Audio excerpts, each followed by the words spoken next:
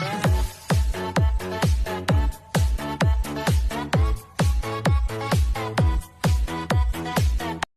muna tayo ng LCD ng Oppo A12e. So, ito yung dinala ditong cellphone na sira na daw yung LCD.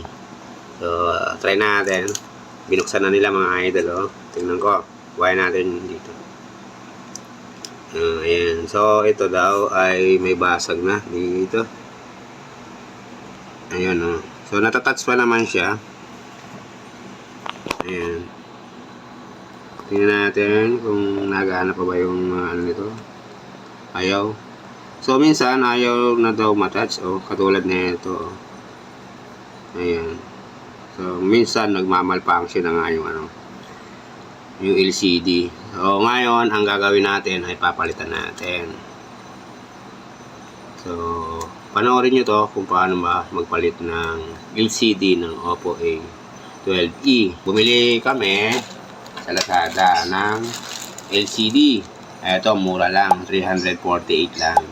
So, kung kayo ay magpapagawa niyan sa mga cellphone repair, so, abutin ito ng mga 2,000 ang babayaran ninyo. Pero, kung kayo lang ang magpapalit ng LCD ng mga phone nyo, so, abutin lang yan ng 500 hanggang 1,000. So, depende yun sa bibilihin ninyong LCD. So, merong class A, so merong class B, class C. So, iba-iba yan mga idol. So, syempre, siguro kapag maganda na yung LCD, so, mas pricey mga idol. So, buksan natin, oh. Sobrang kapal pala ng balot na ito. Kala ko nung una, ay sapatos itong diniliver sa akin. Ngayon, ito pala ay LCD. So, galing pa kasi ito ng ano, China. Kaya siguro sobrang kapal. Siyempre, alam niyo naman kapag galing China, so, binabarog lang nila yan basta-basta. Ngayon, siguro nag-aalala yung seller na baka masira. So, sobrang daming protection. So, yung ating LCD, ano ba ito? Saan to? Wala naman laman to ah. Ito. Tingnan natin. Ang daming ano, balot mga idol.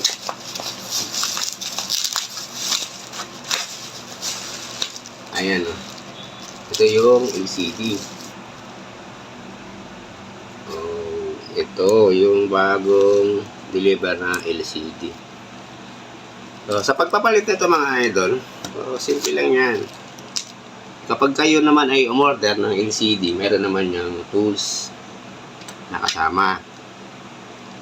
So, huwag kayong mag-alala na baka hindi ninyo mapalitan. So, panoorin nyo lang yung mga video na kung paano pa mag-repair ng mga cellphone. I-search nyo lang yung mga unit ng phone nyo. So, lalabas na yan mga idol. So, hindi nyo na kailangan pumunta pa sa mga repair shop para lang bumayad ng mahal. So, kahit kayo, kayang-kaya nyo na yung gawin. So, baklasin muna natin yung mga idol, tornilyo.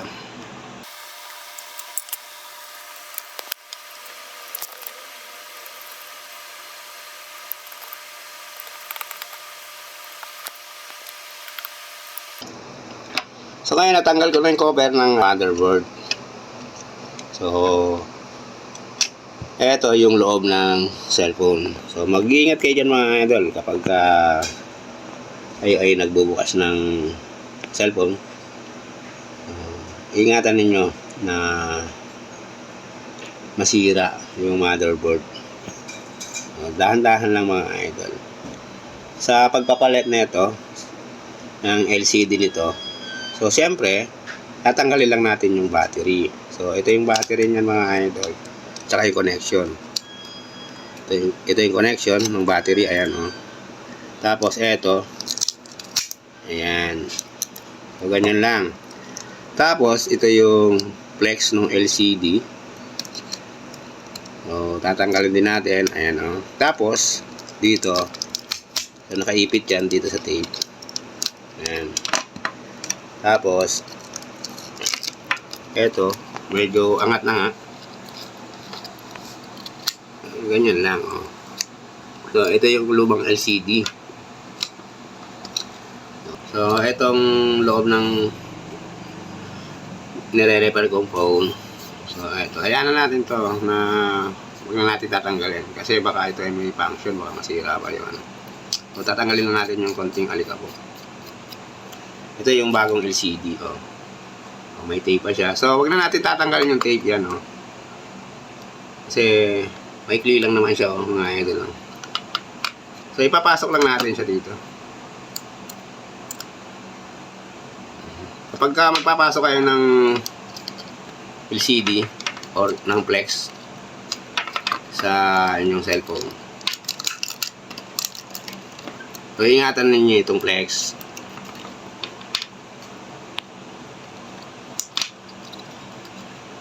Ayan. So, itong flex, ingatan ninyo. Kasi itong flex, masyadong sensitive yan. Kapag nagkaroon ng konting UP yan, so, hindi nagagana itong LCD. So, ikakabit natin yung connection ng LCD. Ayan, o. So, medyo didi natin ng bagyo yan para hindi siya mag-malfunction. Tapos ito, ayan. So, babalik na natin yung pandikit. Tapos yung battery, so, ibabalik na rin natin. So, madali lang magpalit ng LCD ng cellphone. So, alamin nyo lang kung paano nyo binaklas. So, ganun din nyo ibabalik. Tapos yung battery nito, eto. Ayan, o. So, ayan. So, naibalik ko na rin yung battery. Tapos, subukan na natin mga idol. Pinalitan kong LCD bago ko i-fix yung gilid nito. So, i-power on ko na itong button. Ayan. Ayan, o. Nabuhay na mga idol. Ayan. So, antayin lang natin mga idol yung kanyang talagang display. Kung natanggal ba yung guhit-guhit dito sa ibabaw. Ayan, o. So, yan, o. Nawala na nga mga idol, o. Ayan, o. So, madali na rin i-touch. Ayan, o. So, subukan natin dito. O, sobrang dali na niyang i-touch.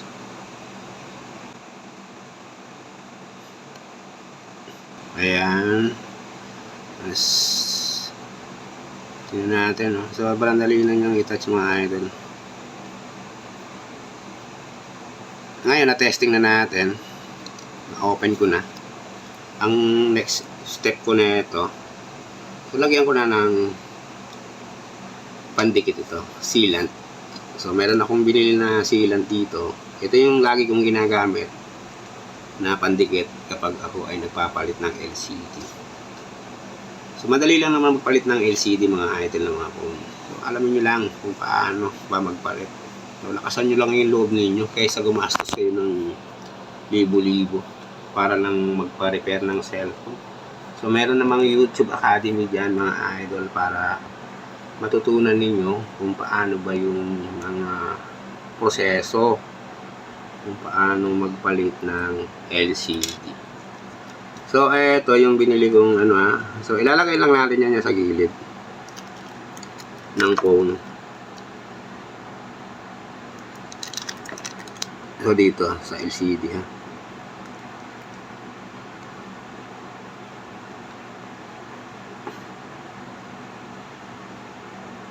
Ayan. So, itong sealant na to, napaka useful nito kahit saan. So, ito ginagamit. Mura lang naman to mga idol. Ito yung nasa 100 plus lang naman.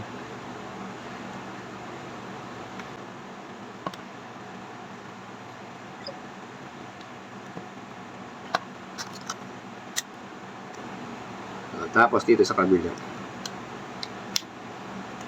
Ayan.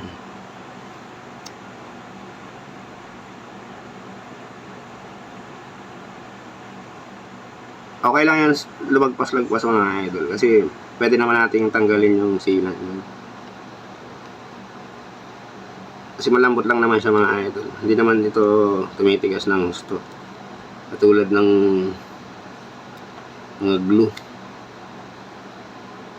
Na kapag ka tumigas, sobrang tigas talaga. Na hindi na talaga natatanggal. Pag natanggal, yun, basag yung plastic. Ayan. So, napunuan ko na ba lahat? Ayan, okay na yan. So, nalagyan ko na lahat, yung magkabilang gilid, pati dito sa babaw, sa konti lang dito kasi so, konti lang yung portion na pwedeng lagyan ng sealant. So, tapos ididikit na natin yan. Ayan o.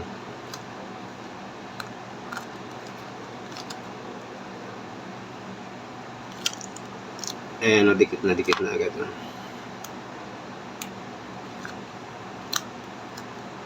Kasi kapag manipis lang yung nilagay ninyong sealant dito, so aangat lang yan. So yung sinasabi ko sa inyo na lumalagpas na sealant to. So gaganin, pupunasin nyo lang yan ng inyong daliri, tanggal na yan. So huwag kayo mag-alala kahit maraming mailagay ninyo na sealant.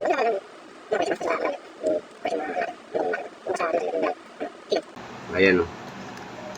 So nasaan na ba yung cover? Ito. So naibalik ko na. So ito, lalagay pala natin ang sealant. Para hindi to ganito. Ayan. Para hindi halatang ni-repair. Hindi tayo kalupit mga idol. Ayan.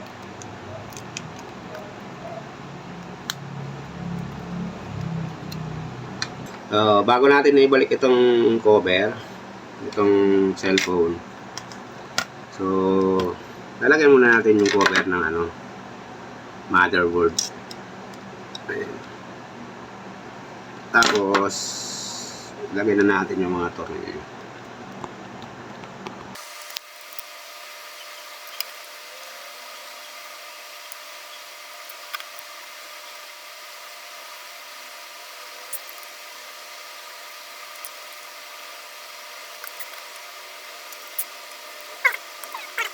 So eto, naibalik na natin yung cover ng motherboard.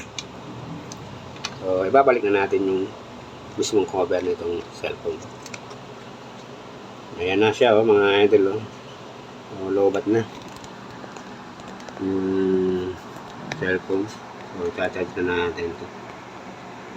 Ayan, ganyan lang kadali ang pagpapalit ng LCD ng mga phone. So alamin nyo lang kung paano ba magbaklas at magkabit ng LCD. Alamin nyo lang yung unit.